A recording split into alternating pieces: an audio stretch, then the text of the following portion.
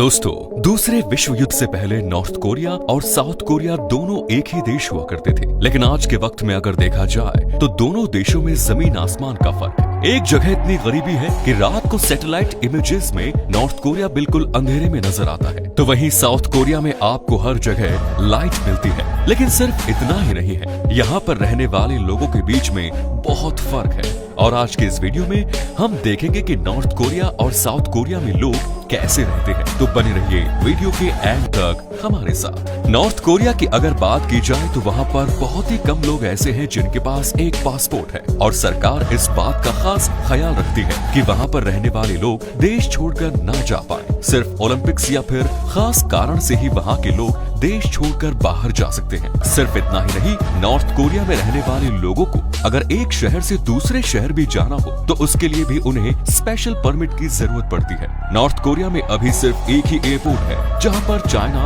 और north Korea की सरकारी एयरलाइंस की फ्लाइट चलती है। साथ ही नॉर्थ कोरिया में हर साल सिर्फ 6000 टूरिस्ट आते हैं, जिस वजह से ये एयरपोर्ट ज्यादातर खाली ही रहती है। वहीं दूसरी ओर साउथ कोरिया को देखा जाए तो वहाँ के लोगों को देश के बाहर और देश भर में घूमने की पूरी आजादी है। उन्हें ज्यादातर स्पेशल परमिशन की जरूरत नहीं पड़ती। सिर्फ इतना ही नहीं, साउथ कोरिया का पासपोर्ट दुनिया का तीसरा सबसे स्ट्रॉन्ग पासपोर्ट माना जाता है, जिस वजह से साउथ कोरिया के सिटीजन को 110 देशों में वीजा फ्री एंट्री या फिर वीजा ऑन अराइवल की सुविधा मिलती है। इसके अलावा हर साल साउथ कोरिया में 5 करोड़ से ज्यादा टूरिस्ट आते हैं, और उनकी राजधानी सियोल के इंटरनेशनल एयरपोर्ट दुनिया की सबसे व्यस्त एयरपोर्ट्स में से एक है। सिर्फ इतना ही नहीं, इस एयरपोर्ट को 2015 से अब तक हर साल लगातार दुनिया के बेस्ट एयरपोर्ट्स का अवार्ड मिलता है। अगर दोनों देशों की करेंसी की बात की जाए तो दोनों देशों की करेंसी को वोन ही कहते हैं। जहां नॉर्थ कोरिया में एक वोन की वैल्यू $1.11 या 1 यूरो के बराबर है, वहीं साउथ कोरिया की करेंसी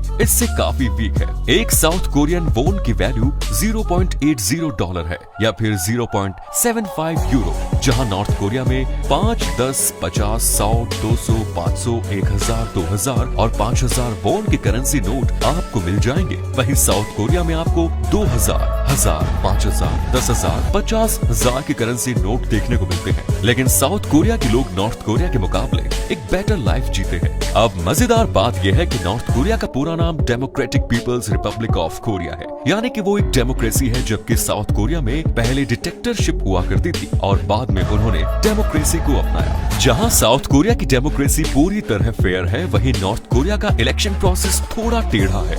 यहाँ पर आपको किम जोंग उनके पार्टी को वोट देना है तो वोटिंग प्रोसेस सिंपल है। आप एक बॉक्स में जाएंगे जहां आपका वोट कोई नहीं देख पाएगा। लेकिन अगर आप दूसरी पार्टी को वोट देना चाहते हैं तो आपको ओपनली ये वोट देना होगा, और जिस बॉक्स में आपका बैलेट पेपर रखा जाएगा वो भी बिल्कुल ट्रांसपेरेंट होगा, ताकि देखा जा सके कि किसने अपोजिट पार्टी को वोट दिया है। वहाँ किम जोंग उनका डर इतना ज्यादा है कि जो पार्टी उनके विरोध में खड़ी होती है वो भी खुद को वोट नहीं करती, जिस वजह से पिछले 48 सालों से वर्कर्स पार्टी लगातार सारे इलेक्शन 100% वोट से जीतती आ रही है। दोनों ही देशों में स्पोर्ट्स का कल्चर भी काफी अच्छा है।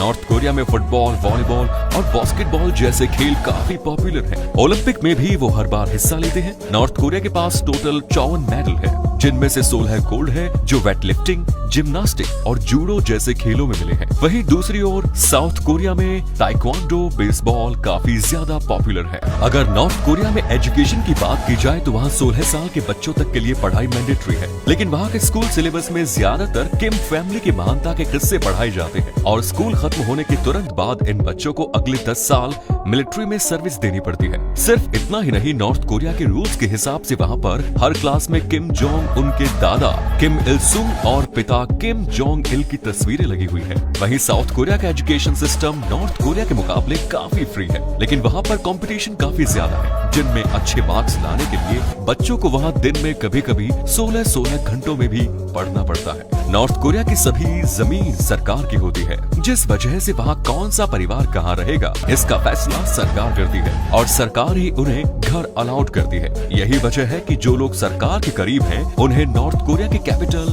प्योंगयांग में महंगे अपार्टमेंट्स दिए जाते हैं, जबकि वहाँ की सारी पॉपुलेशन वहाँ के बहुत ही छोटे और जर्जर मकानों में रहती है। नॉर्थ कोरिया में दिखावे के लिए फ्रीडम ऑफ स्पीच भी है, लेकिन अगर आपने वहाँ की सरकार के खिलाफ अगर कुछ बोला तो आपको जेल भी हो सकती है। यही वजह है कि वहाँ की पूरी मीडिया भी पूरी तरह से सरकार के कंट्रोल में है और वो भी सारा दिन नॉर्थ कोरिया के लीडर की भक्ति में ही मगन रहती है। नॉर्थ कोरिया में एक भी प्राइवेट चैनल नहीं है और वहाँ पर म्यूजिक सुनना या फिर साउथ कोरिया में प्रोड्यूस हुआ कोई भी शो देखना इलीगल है। और वहीं दूसरी ओर साउथ कोरिया में कोई भी आदमी कहीं भी रह सकता है, साथ ही वहाँ पर बोलने की भी पूरी आजादी है। साउथ कोरिया में न सिर्फ प्राइवेट टीवी चैनल है और साउथ कोरिया में प्रोड्यूस किए गए टीवी शो पूरी दुनिया में पॉपुलर है। इसके अलावा साउथ कोरिया के पॉप म्यूजिक भी धीरे धीरे दुनिया में फैल रहे हैं और मशहूर के पॉप बैंड BTS का काफी बड़ा एग्जाम्पल है। साउथ कोरिया के सिनेमा को दुनिया भर की बेहतरीन सिनेमा इंडस्ट्रीज में से एक माना जाता है और 2020 में साउथ कोरिया की पैरासाइट मूवी ने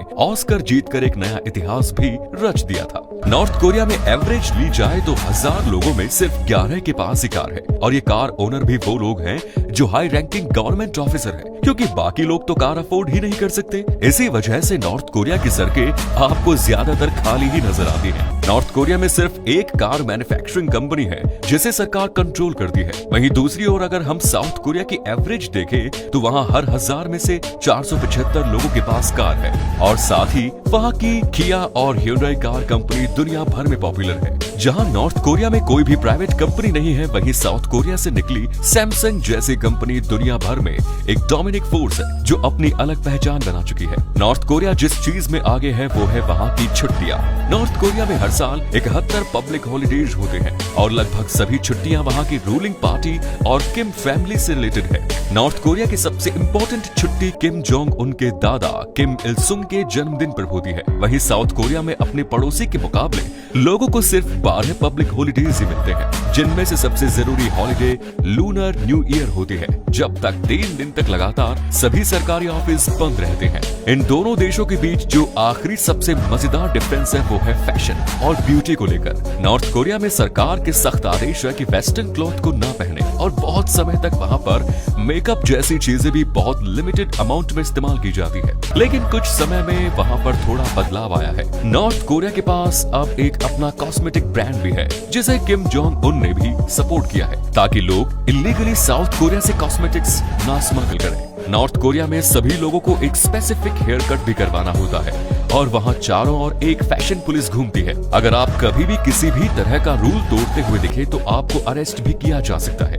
साउथ कोरिया इस मामले में बहुत उल्टा है। वहाँ की ब्यूटी इंडस्ट्री काफी बड़ी है और वहाँ कई बार लड़कों को भी मेकअप करते हुए देखा गया है। साउथ कोरिया को दुनिया की प्लास्टिक सर्जरी कैपिटल भी कहा गया है और वहाँ पर 1000 लोग में से 20 लोग आपको मिल ही जाते हैं जिन्होंने प्लास्टिक सर्जरी की होती है। नॉर्थ कोरिया लेकिन एक बात में बाजी मार जाता है और वो है बियर बनाने में। नॉर्थ कोरिया की बियर साउथ कोरिया की बियर से ज्यादा बेहतर है और एक बार तो जब एक साउथ कोरियन आदमी ने ऐसा कह दिया था तो वहाँ काफी कंट्रोवर्सी भी हो गई थी। खैर इन बातों को यही छोड़ देते हैं। आपको क्या लगता है, अगर आपको मौका दिया जाए तो आप इन दोनों देशों में से कौन से देश घूमना चाहते हैं? कमेंट्स में बताएं और हमारे फेसबुक पेज को फॉलो करना ना भूलें। धन्यवाद।